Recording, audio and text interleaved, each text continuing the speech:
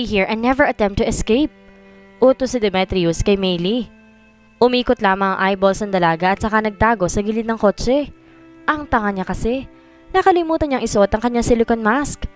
Agad na tumawag si Demetrius ng NBI at sinabi niya ang exact location ng pinangyarihan ng lugar. Hindi niya talaga akalaing mag-isang susuungin ni Diego ang mga ito. Nagulat siya kung paano kabilis ang kilos ni Diego. Mabilis na nabawi nito ang baril sa isang tauhan ng lalaking may balbas, sabay sipa sa panga nito, dahilan para bumagsak ito at mawala ng malay. Saka mabilis na itinutok ni Diego ang baril sa sentido ng lalaking may balbas na may hawak sa umiiyak na si Lara. Hindi man lamang ito natatakot sa siyampang natitira na kasama ng kalaban. Damn! Lazardes high temper! Put your gun down, now! Yumanig iyon sa tenga ni Dario, lalo na nang marinig niyang kinakalabit na nito ang gantilyo.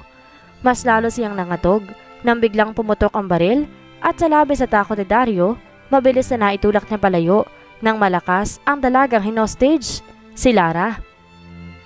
Napahawak si Dario sa kanyang dibdib. Akala niya ipatay na siya pero hindi pa pala. Pero nang ibaling niya ang tingin sa mga tauhan niya, laking gulat niya na makita ang isang tauhan na humandusay sa sahig. Sapul sa ulo.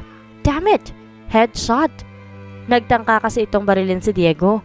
Ngunit sa malas nito, sadyang mabilis lang ang kilos ng binata at naunahan ito. Napalunok si Dario. Meaning, napakaliksi pala nitong kumilos. Wala siyang laban dito. Idiot! At saka dumating ang mga pulis. Hindi na nakatakas pa ang ibang kasamahan pa ni Dario. Maaga pa mga NBI sa pagdakip sa mga ito. Hey, come here! Tawag ni Meili kay Lara. Nanlaki ang mga mata ni Lara at saka nakangiting lumapit sa kaibigan. Nang makalapit na siya dito, agad na kinurot niya ito sa tagiliran. Sabay hiyaw nito. Ow! That hurts! Daing nito sa kanya. Hinampas ni Lara ang kaibigan dahil sa panayang English nito. Bruha ka? Huwag kang mag-English dyan, hindi ako sanay. Si Lara at saka niyakap ang kaibigan. Walang magawa si Meili, pero lihim siyang napangiti. Saka niya na-realize ang pagkakaiba nilang dalawa ng kakambal na si Danica. Samantala, pagpasok pa lang ni Danica sa mansyon, pansin niya ang dalawang kotse sa labas. May bisita ba ang kanyang abuelo? Nang tuluyan na siya makapasok sa loob ay tila natulo siya sa kanyang tatayuan. Nabungaran niya sina Demetrius, Meili, at ang kanyang lolo na tila masinsinang nag-uusap. Hindi niya maigalaw ang mga paa. Shit! Anong ginagawa ng lalaking ito dito? Hindi nga pala niya na-briefing ang lolo niya at kapatid regarding sa kanyang sitwasyon, lalo na ang tungkol sa demonyong lalaking kausap ng mga ito. What the? Wala siyang choice kundi harapin ang binata. Sa sobrang bilis ng pagtibok ng kanyang puso, halos hindi na naging normal ang kanyang paghinga. What the? She's here! Bulalas ng kanyang abuelo. Napalingon sina Demetrius at Meili sa kanya. Pinakalma ni Danica ang sarili. Hindi niya alam kung anong sasabihin niya sa binata. Napalunok siya. Lumapit siya sa kanyang abuelo para halikan nito at pagdakay sa kanyang kapatid. Hindi mo man lang sinabi sa amin na ikakanasal ka na pala kay Mr. Del Faro, iha? Turan sa kanya ng kanyang lolo. May pagtataka siyang sumulyap sa gawin ni Demetrius. Ngumisi lamang ang Hudyo. Po? Bakit naman po ako ikakasal sa kanya? Hindi po ba't ikinasal na ako sa isang matandang inchik? Maagap na pagsisinungaling niya, sabay kindat sa kapatid niyang si Meili. Kung magaling itong magsinungaling, abay hindi siya magpapahuli. Walang maapuhap na sasabihin si Meili, pero pagdakay nagsalita ito at nasakyan ang nais ng kapatid. But he was dead, right? I think pwede naman siguro kayo magpakasal ni Mr. Del Faro for the sake of Luna. Tila bulong na tugon ni Meili sa kanya. Halatang against ito sa pinaplano niya. Damn it! Halos mawala ng kulay ang mukha ni Danica. Ibig sabihin, alam na ni Demetrius na anak nito si Luna? Pero paano nito nalaman iyon? Saka niyan alala si Lara. Mabutin lamang at nakaupo na siya sa couch, kung hindi, baka nabuwal na siya sa sahig sa walang lakas niyang tuhod. Pero may hindi pa ito alam, ang tungkol sa anak nilang si Liam. Speaking of Liam, how he missed him so badly. Nag-excuse muna sandali ang kanyang kapatid at lolo, ni hindi makatingin sa kanya ng diretso si Meili at ang kanyang abuelo. Nagdamdam ba ito sa hindi pagsasabi niya sa mga ito sa tunay niyang kalagayan? Gustuhin man niyang magalit sa mga ito ay hindi niya magawa. Kasalanan rin niya dahil hindi agad niya pinagtapat sa mga ito ang tunay niyang kalagayan. So, nagpakasal ka pala sa isang matandang insyik. That was so pathetic. Mabuti na lang at patay na siya. Now tell me, anak ko ba si Luna? Mababa ka sa boses ng binata. Ang nakakatakot itong tinig. Ngunit hindi nagpadala si Danica. Baliw ka ba? At paano mo naman magiging anak si Luna? Wala naman nangyari sa atin. At ang kapal din ng mukha mong sabihin sa lolo't kapatid ko na magpapakasal tayo. Ano ko, bali? Sarkastikong saad niya sa binata. At dahil sa inis ni Demetrius, mabilis siya nitong hinila patayo at kinaladkad palabas ng mansyon. What the heck? Bitawan mo ko! Asik niya sa binata. Ni walang marinig si Demetrius dahil sa matinding galit na nararamdaman para sa dalaga. Lolo, hahayaan na lang ba natin siya? Tanong ni Maylie sa abuelo. Yes, iha. Kailangan niya ring magtanda. Namana niya ang ugali ng papa mo. Malungkot na tugon na matanda sa kanyang apo. Really, Lolo? Naisip ko tuloy kung gaano katigas ang ulo ni Papa noon. Sagot ni Maylie sa abuelo. I think Demetrius is a responsible man for my granddaughter. Like what he said. I trusted him, iha. Ani ng abuelo si Maylie. Halos mabaling na ang kamay ni Danica sa ginagawa ni Demetrius. Abat ginagalit talaga siya ng lalaking ito. Nagpupumigla siya mula sa pagkakahawak sa binata, pero sadyang malakas ang damuho. Nang makarating na sila sa mansyon, agad na umibes Demetrius sa sariling kotse at gaya ng dati, kinaladkad pa rin ito si Danica palabas ng kotse. Ano ako?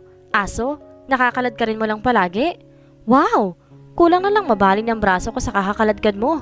Maawa ka naman sa akin, Mr. Del Faro. Huwag kang mag-alala, hindi ako mawawala sa paningin mo. Ganyan ka na ba talaga kay love sa akin at halos ayaw mo akong bitawan? Panunuyan niya sa binata. Hindi magkanda o gaga si Danica nang pumanhik na sila sa taas ng hagdanan ni Demetrius. Biglang kumabog at natahimik si Danica nang dalhin siya nito sa isang kwarto at marahas na itinulak siya nito papasok sa loob. What the heck? Ano to? Mala 50 Shades of Grey? Inis na may halong panunuyan na sabi ni Danica sa binata. What if yes? Then take off your damn clothes. Halos kulog iyon sa pandinig ni Danica. Pansin niyang mukhang hindi nagbibiro ang binata. Ano? Totoo?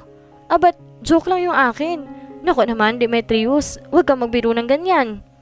Napaatras si Danica habang papalapit ng papalapit sa kanya ang binata. Baka sa anyo ng binata ang pinipigil ng galit. Do I look like I'm kidding? Eto naman, ngayon ang nanonood sa kanya. Napalunok si Danica. Nagulat siya ng dahan-dahang naghubad ang binata sa kanyang harapan. What the heck? Tumambad sa kanya ang mala-Adonis itong katawan. What a Greek god. Bagay na bagay ang pangalan nito, Demetrius. Mala-demonyong may magandang katawan. Hindi niya napigilan na pasadahan ng tingin ang six-pack abs nito. Natila nang aakit na ito'y kanyang haplusin at damhin. Sarap.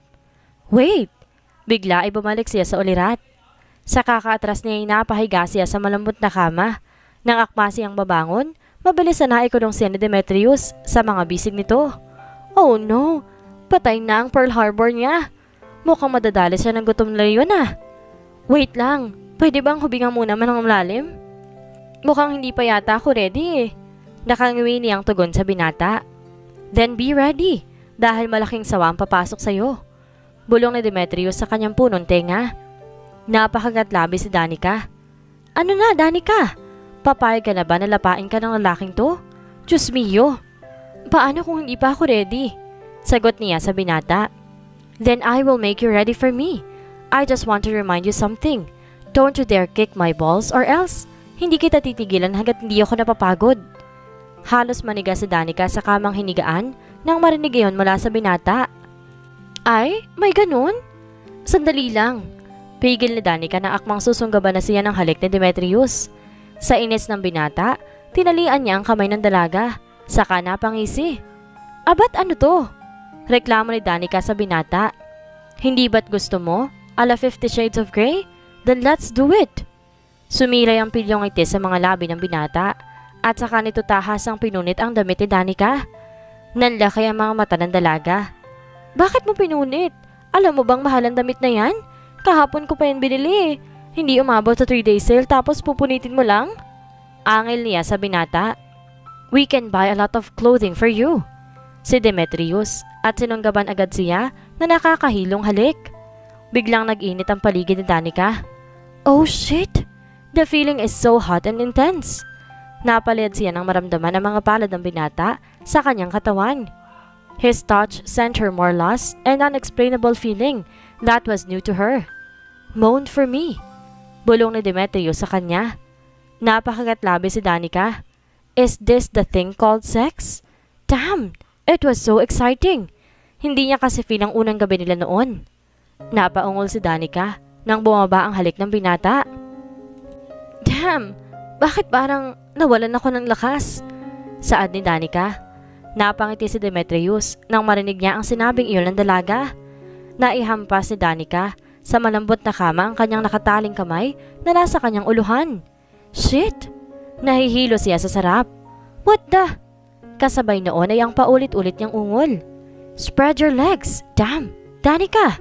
I said spread your legs! Maotoridad na utos si Demetrius sa dalaga. Kailangan pa ba talaga yan? Putsa naman oh! Nahihiya ako!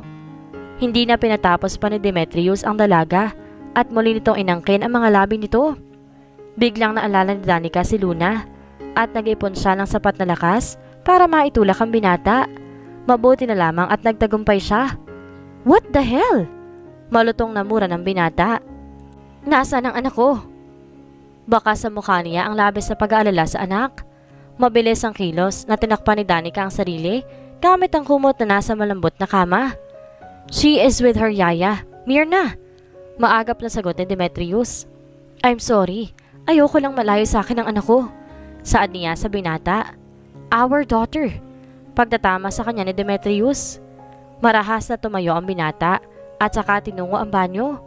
Lihim naman nakahinga ng maayos si Danica. Akala niya talaga may mangyayari sa kanila.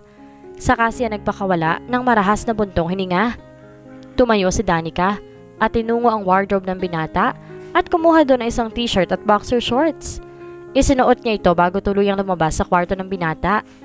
She missed her little angel. Sa dami ba naman ng kwarto sa mansyon na ito, hindi niya alam kung nasan ang kwarto roon ng anak. Mas minabutin lamang niya na bumaba patungo sa kusina para magtimpla ng gatas. Muli na naman niyang naalala si Liam. Pagkatapos niya magtimpla, ay naupo siya at nakapangalumbaba sa mesang naroroon. Napalingon siya na makarinig siya ng mga yabag. It was Demetrius. Diretso lamang ito sa may minibar at mula roon, kumuha ito ng isang bote ng whiskey. His broad shoulders really fit his build. He is really a Greek god. He was wearing his white sweatpants and he was topless. Damn that view! It was so hot and tempting. Hindi napigilan ni Danica ang mapatitig sa malapad nitong likod. Dali-daling ibinaling niya ang tingin sa gatas na kanyang iniinom, nang ibaling ng binata ang tingin sa kanyang direksyon. Tila naman biglang kumabog ang puso ni Danica. Naramdaman niyang papalapit sa kanya ang binata. Iniiwasan niyang mapatingin sa topless itong katawan. What the heck? Bakit ba tila parang gusto ng mga mata niya na sumulyap doon? Mabuti na lang talaga at magaling siya magpigil sa sarili. Pero hindi pa rin niya maiwasan na mapatingin dito gamit ang kanyang peripheral vision. Sang kwarto ba naroon si Yaya Mirna at Luna? Basag niya sa katahimikan na bumabalot sa kanya. Napasulyap sa kanya ang binata. Nilagok muna nito ang laman ng kopita bago ito sumagot sa tanong niyang iyon. Across from our room. Tipid na sagot ni Demetrius. Sinalina nito ang kopita ng alak. Inisang lagok lamang iyon ng binata. Pagdakay na patitig sa magandang mukha ni Danica sa Demetrius. Bigla namang nailang si Danica at baliwalang inubos ang kanyang gatas. But deep inside of her, ramdam niya ang init sa pagitan nilang dalawa. Gusto kitang pasukin, Danica. Nasamid si Danica sa gatas na iniinom at mabilis namang tumayo si Demetrius at tinimas ang kanyang likod. Napaubo naman ang dalaga at saka humingi siya ng tubig sa binata. Dahil sa panik ni Demetrius, ang kopita ng whiskey ang naibigay niya sa dalaga. Napangiwing naibuga iyon ni Danica. What the? Sabi ko tubig, hindi whiskey. Reklamo niya. Napangisi si Demetrius at saka tinungo ang ref at kumuha doon ng isang pitsyel na may lamang malamig na tubig. Kumuha ito ng baso at saka inilapag sa harapan ng dalaga. Hindi ako umiinom ng malamig na tubig paggabi. Warm please? Pakiusap niya sa binata. Muling tumayo si Demetrius.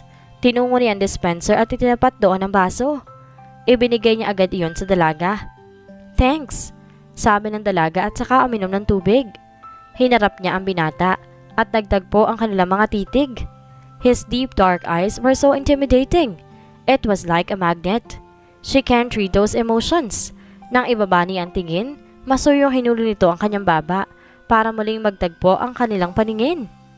Halos naririnig niya ni Danica ang kalabog ng kanyang traidor na puso. Kaya nag-isip siya para basagin ang intimate moment na iyon. Sandali lang, makati yung pet ko eh. Biglang saad niya sa binata. Hindi tuloy napigilan ni Demetrius na bumunghalit ng tawa. Damn this girl! Napasa po ang binata sa sariling tiyan at walang tigil sa pagkawala ng tawa. Tila naman nakahinga ng maayos si Danica. Mahirap na kung may mangyayari ulit sa kanila. Likas pa namang shooter tong lalaking to. Akalain mo na bang one shot is equal to two? Hindi ba't kambal nga ang nabuo nila? Tinatawagan niya si Lorraine pero hindi niya ito makontakt. Lihim siya nakaramdam ng inis sa kaibigan. Nang maalala niyang nagkita sila sa mall, dali-dali siya nitong iniiwasan. Hindi niya tuloy napigilan ang pagkuyom ng kanyang kamao. Hindi niya masisisi si Lorraine. Siguro natatakot lang itong mapawalay sa bata. Pero anak niya pa rin si Liam. Balita niya ay ito na ang bagong sekretarya ni Demetrius. At nabalitaan rin niyang kinupkup ito ng isang mayamang senyora. She hired a private investigator nang minsang nasa poder pa siya ng abuelo. Speaking of her lolo and sister, she missed them already. Sa sandaling pagkakataon, napamahal na siya sa mga ito. Sa kanila niya naramdaman ang tunay na pagmamahal ng isang pamilya. Pamilyang ipinagkait sa kanya noon pa man ng kanyang kinikilala mga magulang. Come on! Sasamahan kita sa kwarto kung nasa ng prinsesa natin. Nagulat siya nang maramdaman ang mainit na kamay ni Demetrius sa kanyang isang braso. At ang marinig mula sa mga labi nito, ang sinabing iyon ay tila musika sa kanyang pandinig. But Demetrius will never be her type of man. Too dangerous to risk her heart. Lalo na't harap-harapan pa niyang nakikita ang mga babaeng umaaligid dito. Sumunod na lamang siya dito. Hanggang ngayon, pansin niya nakapaskil ng ngiti sa mga labi nito. Naiiling na lamang siya sa kanyang ginawa kanina. She needs to break those awkward moments dahil kung hindi baka malapan na naman siya ng leon. Akmang kakatukin na sana ni Demetrius ang pintuan ng silid ng anak nang maagap na napigilan siya ni Danica. Sumulyap siya dito. What? I thought you want to see our princess. Bakit nga ba ang sarap niyon sa pandinig ni Danica?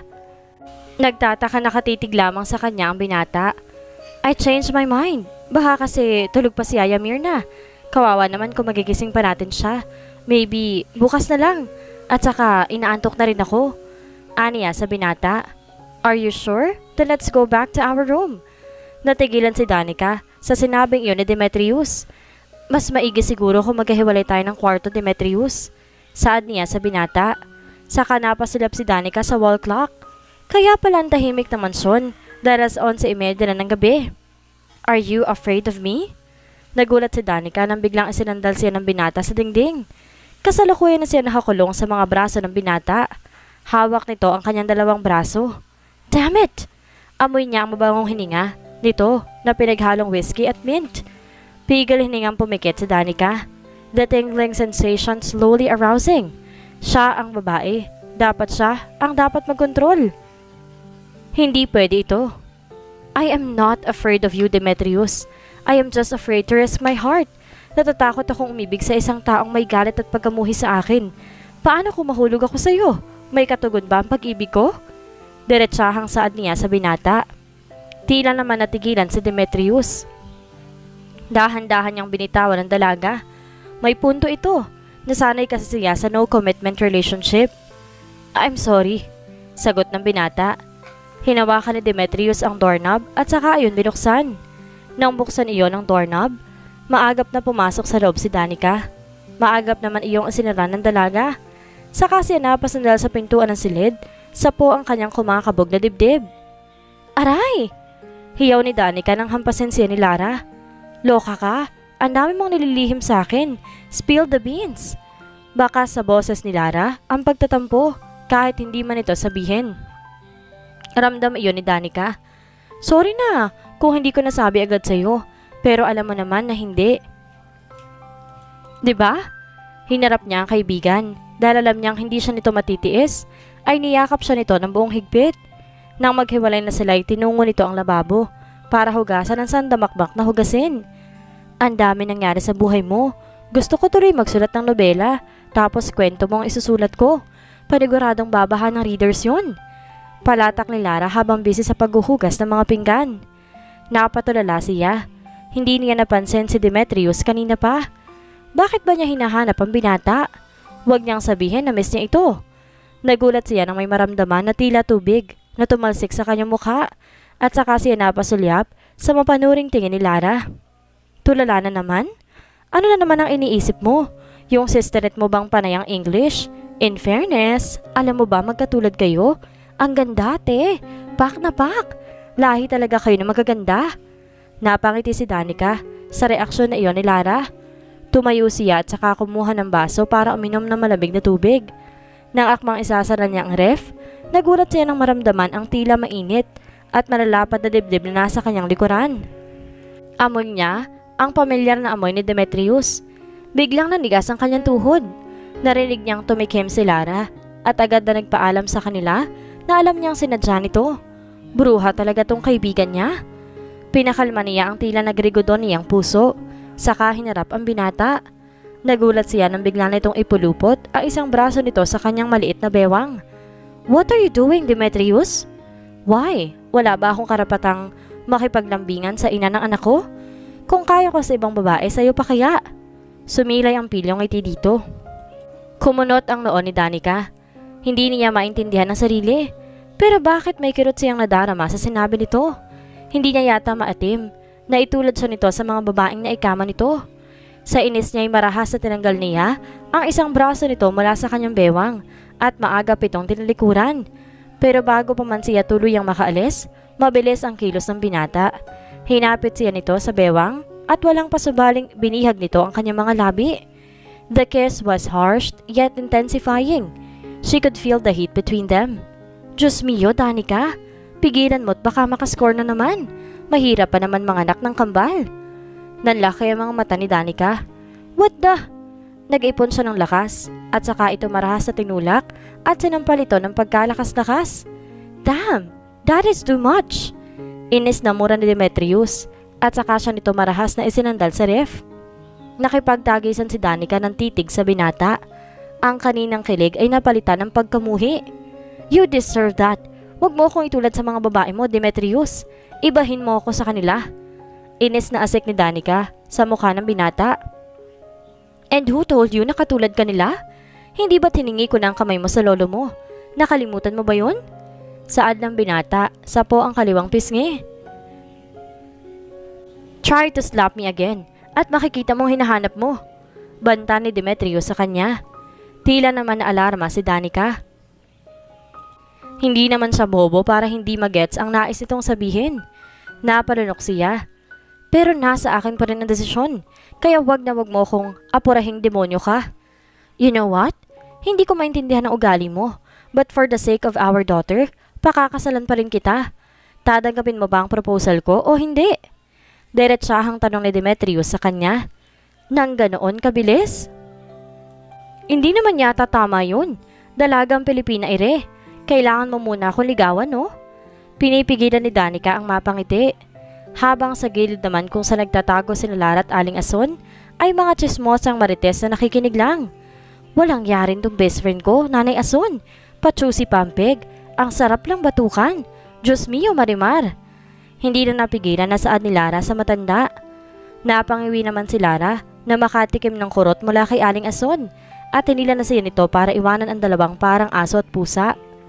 Of course, I will court you. Nasabi na lamang ni Demetrius. Ang totoo niyan, first time niyang manligaw sa babae. Nasanay siya na ang babae ang manliligaw sa kanya. What the? Napakamot na lamang siya sa batok. Aminin man niya o hindi, may space sa puso niya si Danica.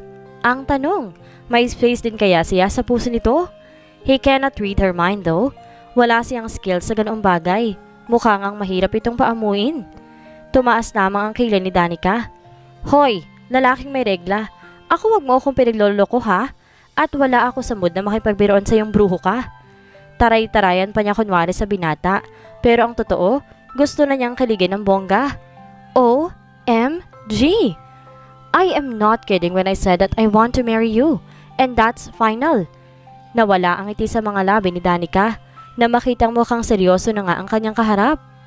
Paano kung ayoko magpakasal sa iyo? Parunod niya sa binata. Demetrius' jaw clenched in anger. Mukhang inuubos na ng babaeng ito ang pasensya niya. Hinapit niya si Danica sa bewang, palapit sa kanyang katawan. At nakita niya kung paano nagulat ang dalaga sa inakto niyang iyon. Marahas, stop provoking me. Kung ayaw mo magpakasal sa akin, mapipilitan akong kunin sa iyo ang anak ko. Pagbabanta ni Demetrius sa kanya. Biglang natakot si Danica, pero dagli din iyong napalis.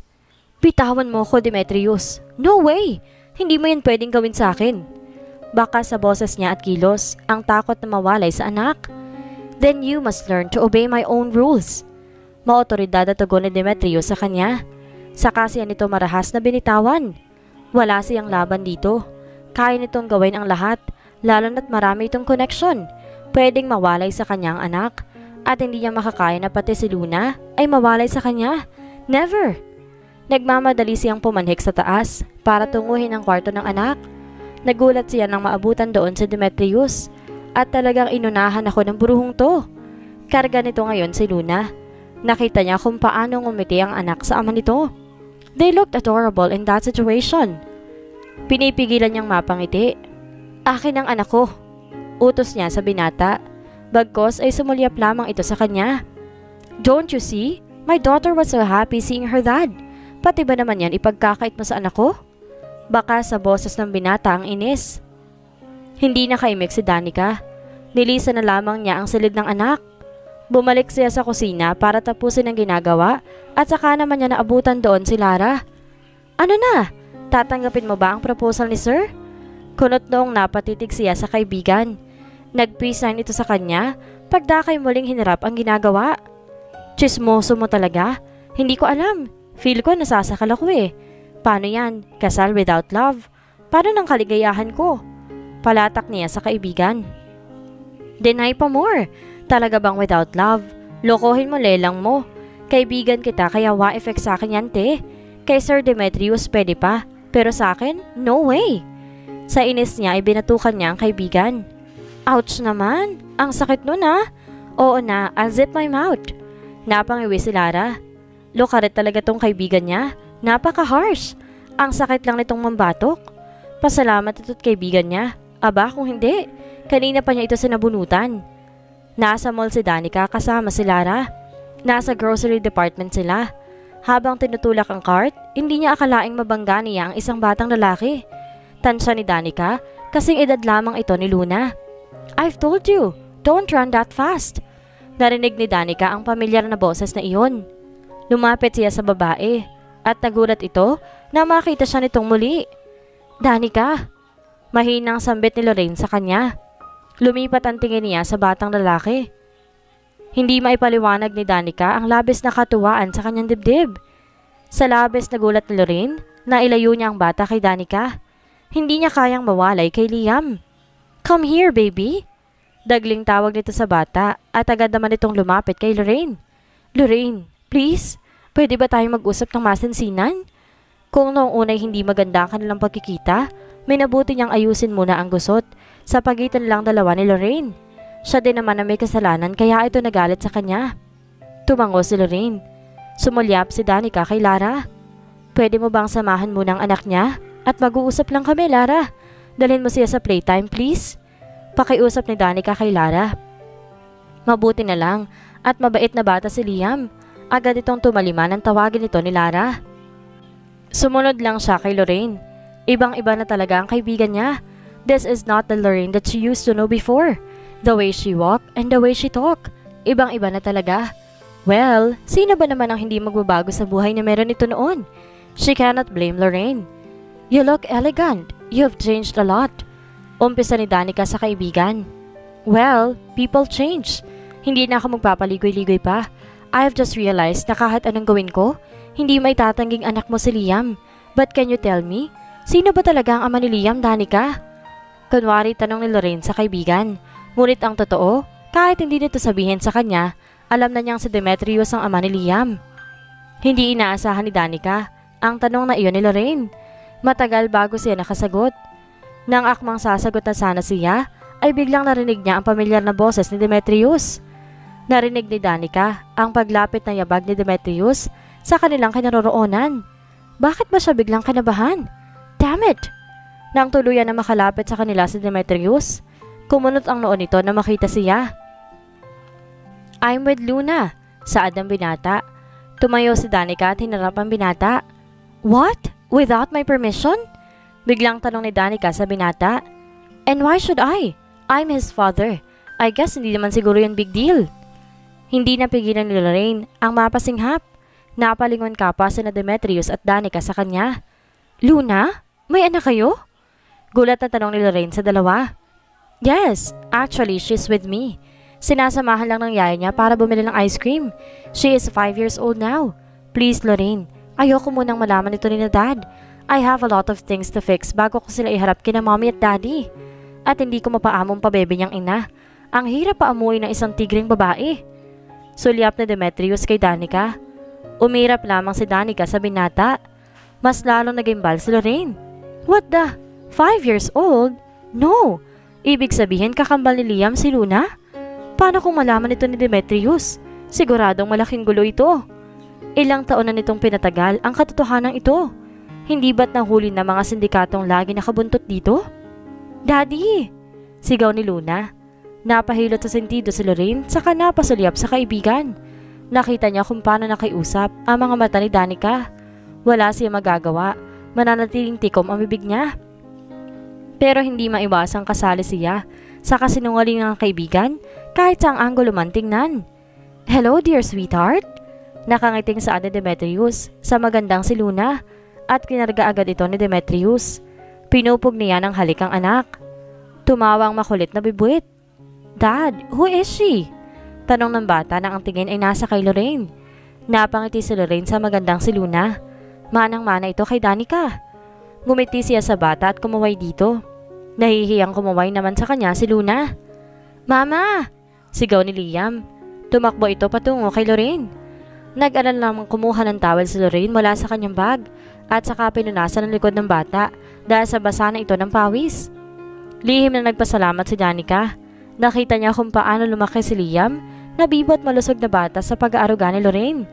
Si Lara naman ay gulat na napatitig sa mukha ni Liam.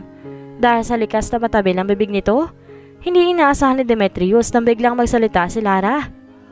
Sir, anak niyo ba ang batang yan? Turo nito kay Liam.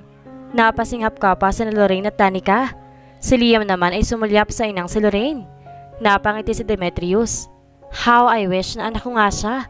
Well, sanay na ako mapagkamal ng ama ni Liam. Simpleng sagot ni Demetrius kay Lara. Pero napaisip si Lara. Hindi kaya nabuntis ni Sir Demetrius itong si Lorraine? Anin ng baliw na isip ni Lara. Nagulat siya na makaramdam siya ng simpleng kurot sa tagiliran.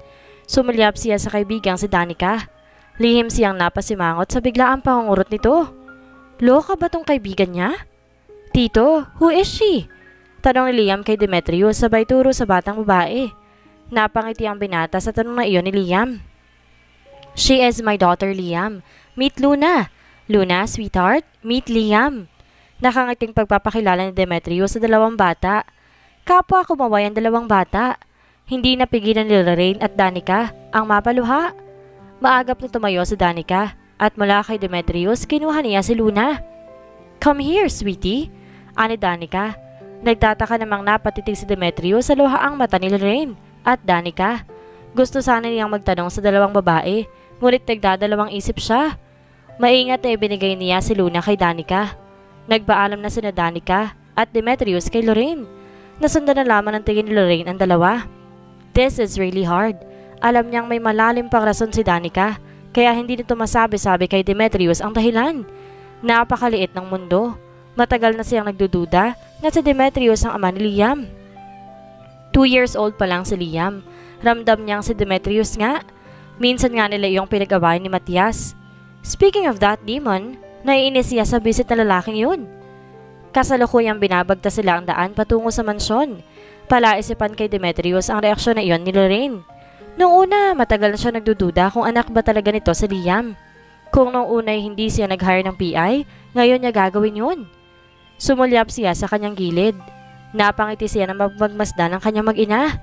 They were peacefully sleeping. Kailan nga ba tatanggapin ni Danica ang kanyang proposal? 5 years na siyang tigang. What the heck? Kaya nga nagsasalili na lang siya minsan. Nang makarating na sila ng mansyon, inuna Demetrius si Luna.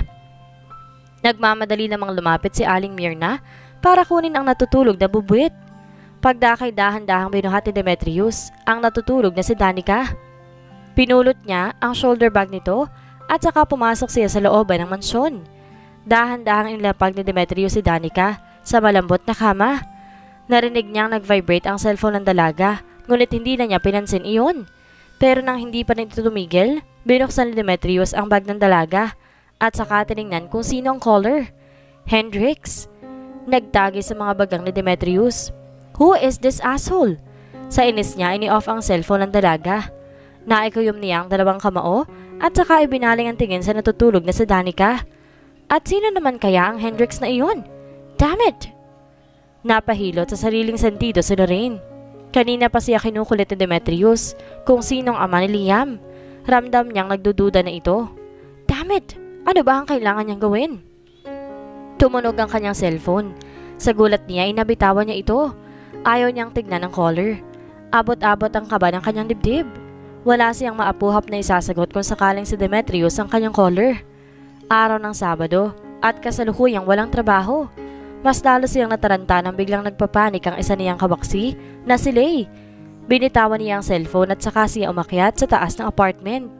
Oo, bumukod na siya sa mga Del Faro magmula nang mamatay si Senyora Barbara. Noong unay ayaw pumayag si Demetrius, pero sa huli hinayaan na lamang siya nito. Lay, anong nangyari? Could you please tell me? Hindi kita maintindihan kung ganyan na nagpapanik ka. Baka sa kanyang boses ang sobrang inis at labis na pag-aalala. Ma'am, inaapoy po ng lagnat si Liam. Maagap nitong sagot. Nanlaki ang mga mata ni Lorraine at dali-dali niyang tinungo ang kwarto ng anak. Baby, Mommy's here! Aniya at saka mabilis na binuhat ang bata patungo sa kanyang kotse at saka ayon pinaharurot ng takbo patungo sa pinakamalapit na ospital. Hindi alam ni Lorraine ang gagawin. Kinakabahan siya. Sana lang, normal lang na lagnat tulad ng dati. Nakatunghay lang siya sa anak. Mabuti na lang at bumaba na ang lagnat nito. Ang sabi ng doktor, it was only a mild urinary tract infection. Mahigpit na pinagbabawal ng doktora ang labis na pagkain ng junk foods ni Liam. Agad naman iyong sinunod ni Lorraine at saka inabot ng doktor ang reseta sa kanya para inumin ni Liam. Tila nabunutan ng tinig si Lorraine. Praise God! Napaigtad siya nang biglang tumunog ang kanyang cellphone pero in-off lang niya ulit yun. Ayaw niya muna mag-entertain ng mga tawag. Gusto niya makapag-focus kay Liam. Hindi niya namalayan na nakatulog na pala siya. Hindi niya tuloy napansin ang pagdating ni Matias. May dala ito mga prutas at pagkain. Aray! Ano ba, Demetrius? Pagpapamiglas ni Danica sa binata. And where do you think you're going? Hindi mo pwedeng ilayo sa akin ang anak ko, Miss Montes. Pinilit kong intindihin ka para sa anak natin. But you betrayed me. Get inside. Huwag mo akong susubukan. Makikita mo ang hinahanap mo. Pagbabanta ni Demetrius sa dalaga. Hindi ako natatakot sa iyo. Sadyang ayoko lang tumira sa pesteng mansyon mo na kasamang katulad mo. Kung pinipilit mo akong intindihin, mas lalong ako. Pinipilit ko rin intindihin ang ugali mong hindi ko maintindihan. How dare you na pag-akusahan mo kung may lalaki? Come on, Mr. Del Faro. Ni minsan ba nag-react ako sa mga babaeng naliling sa'yo? May narinig ka bang nagwawala ako o inaaway ka? Alam mo ba kung bakit wala ako reaksyon doon? Dahil wala namang tayo, hindi ba? Matapang na saad ni Danica sa binata. And who told you na walang tayo? Hindi pa ba sapat sa'yo ang lahat ng ginagawa ko? At sino bang inalok ko ng kasal na pinapahirapan pa ako? Hindi ba't ikaw? Kaya wag mong isumbat sa akin na walang tayo. Dahil oras na malaman kong may lalaki ka, hindi ako magdadalawang isip na ilayo sa iyong anak ko. Asik ni Demetrius. Kasalukuyan silang nasa balcony ng mansyon, nagtatalo. Hindi mo pwedeng gawin yun sa akin. Sa inis ni Danica, sinuntok niya ang dibdib ng binata. Pero hinuli ni Demetrius ang kanyang mga kamay. I can do that by just one flip. I offer you marriage but you declined. I waited almost 5 years. Sayang, Danica. Now, I want you to leave and never ever come back. Mahina iyon pero may dalang nakakatakot na mensahe. Sumenya si Demetrius sa 5 bodyguard at sa pilitang pinalabas si Danica sa mansyon na iyon. Nagwawala ang dalaga. Narinig niya ang walang tigil nitong mura. Nangihinang napaupo si Danica sa labas ng malaking mansyon ni Demetrius. Damn it! Ano na ba ang gagawin niya? At ngayon niya na-realize ang lahat. Sana'y tinanggap niya na lamang ang alok nitong kasal. Pero hindi. Hindi tamang ginawa ni Demetrius sa kanya. Lalaban siya. Ipaglalaban niya ang karapatan niya bilang ina ni Luna. Naikuyom niya ang 2 kamao. Babalikan kita, Demetrius. Sigaw niya at saka nag-uunahang tumulo ang mga luha sa kanyang mga mata. Mabilis na nilisan niya ang lugar na iyon at pumara ng taxi. Sinabi niya ang address ng mansyon ng kanyang lolo. Ngunit pagdating niya doon, nagulat siya ng iba na nakatira doon. Ngayon niya lamang nalaman na ibinenta pala ng kanyang lolo ang mansyon nito.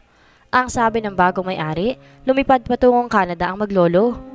Napaupo na lamang si Danica sa labas ng gate ng mansyon ng kanyang abuelo. Saan ba siya nito pupulutin? Naalala niya si Lorraine. Tama, kailangan niya ngayon ng tulong na kaibigan. Muli ay pumara siya ng taxi at saka sinabi sa taxi driver ang address ng kaibigan. Hindi inaasahan ni Lorraine ang pagdating ni Danica.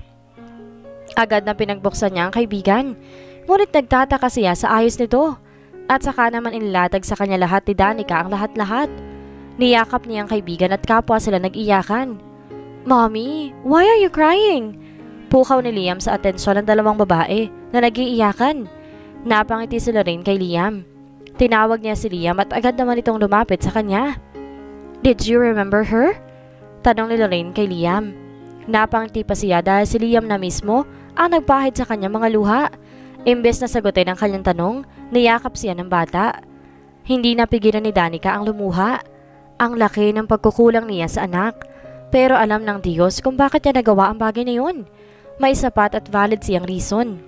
Tinawag ni Lorraine si Lay para pakainin si Liam. Agad namang tumalima ang naturang kawaksi. What? Nagawa mo yun sa ina ng anak mo?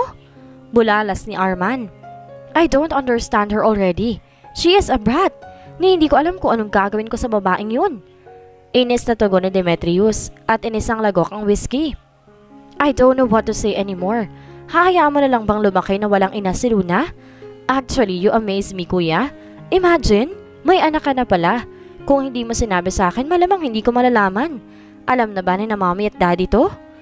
Naiiling na saad ni Arman sa nakatatandang kapatid na halata sa mukha ang labis na problema. Maybe after this mess, aayusin ko muna ang problemang ito bago ko sabihin sa kanila. I just hate her. She is cheating on me. Sa inis ni Demetrius, naibato niya ang kopita. Nagulat si Arman doon. Are you jealous? Do you have any proof that she was cheating on you? Nagtatakang tanong ni Arman sa kapatid. First time niyang makita nagkaganito sa Demetrius. Masasabi niyang nahuli na nga ni Cupido ang puso nitong sobrang pihikan. Tinapik ni Arman ang balikat ng kapatid. Make clear things up, kuya. I know that you can handle it. Ikaw pa? Love story mo muna asikasuhin mo. Huwag kang magpadala sa selos dahil nakakabulag yan. Natatabunan ng puot ang pagmamahal. Matalinong advice ni Arman sa kapatid. Nahawa na siya sa takbo ng utak ng asawang si Melanie. I am not jealous. Why should I? Mabilis sa tanggi ni Demetrius. Talk to your ass, kuya. Ganting saad ni Arman. Saka nilagok ang kupitang may lamang alak. Malaman na kaya ni Demetrius na siya ang ama ni Liam? Ano na ang bukas na naghihintay kay Danica ngayong malayo na siya sa anak niyang si Luna? Yan ang ating aalamin sa susunod nating kabanata.